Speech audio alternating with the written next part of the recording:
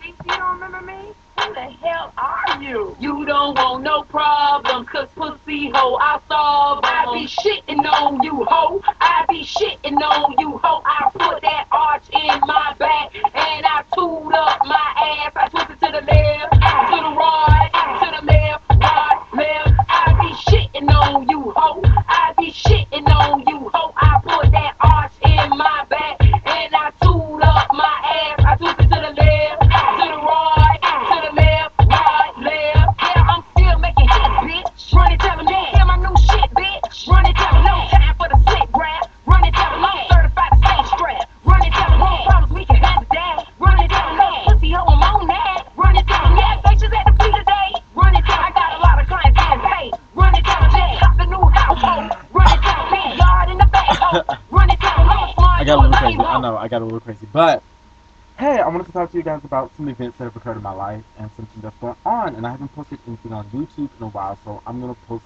something on YouTube. And it's regarding an event that occurred on Thursday, last Thursday, almost about a week ago. So it's been 6 days because today is Wednesday. So, I'm going to talk about something that happened on Thursday. So Thursday, I was gay bashed. So it was just so funny because like I had just came from a B Scott event,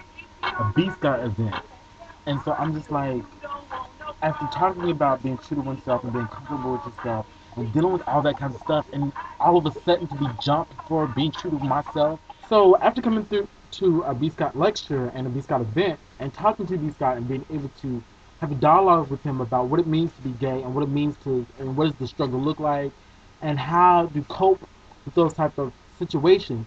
And after coming through an event like that, guess what happened to me? I was gay bashed.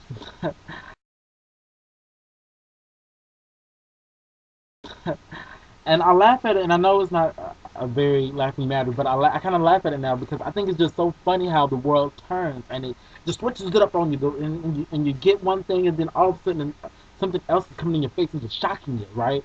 I was jumped, I was banked, I was throttled, thrashed, and violent acts were thus posed upon me, violent acts. And what happened was, it was all because they assumed I was gay because I was wearing skinny jeans and skinny blue jeans, and I was wearing very bright colors and all these other things. It was nothing.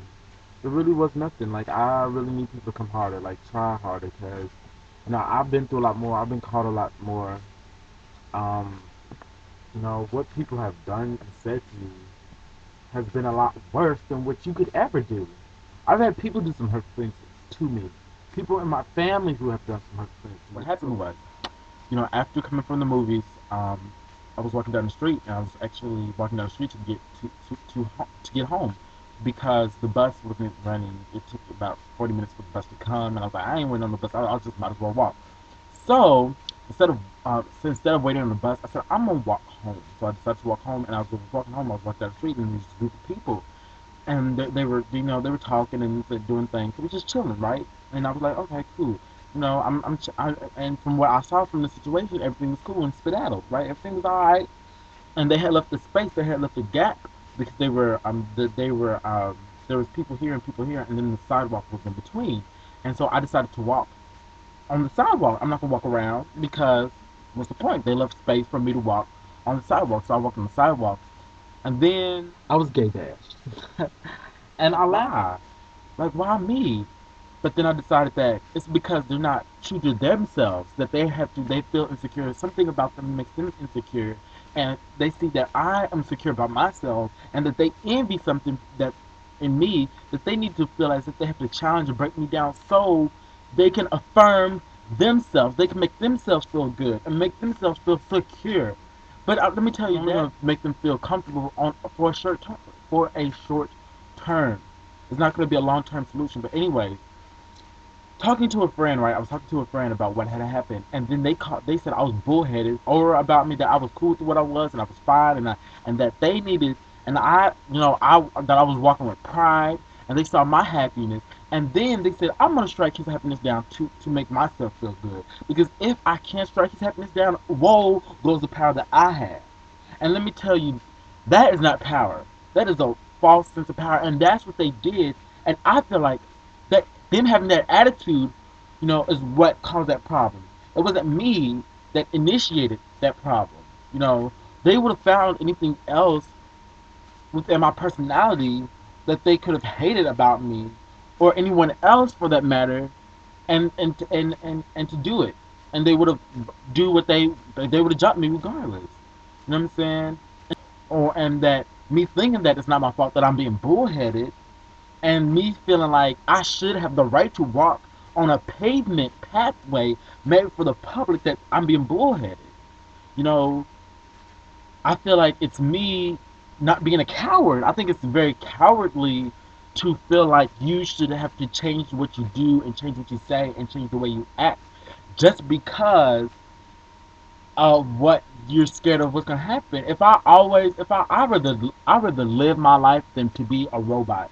I rather live my life and deal with whatever ramifications come about, whether it's death, than to have to not live life at all. Because when someone else is dictating my life, I'm not happy, and I might as well be dead. Shoot. So my thing is if whether me avoiding that situation by walking around them, or me avoiding, have negative feelings that people have about me by wearing different kinds of clothes or doing different kinds of things or being someone else, by trying to fit and to meet the standards of someone else and to be happy and to try to make everyone else feel good and to make everyone else like me. What kind of life would I be living? I would not be living a life that I would want to live.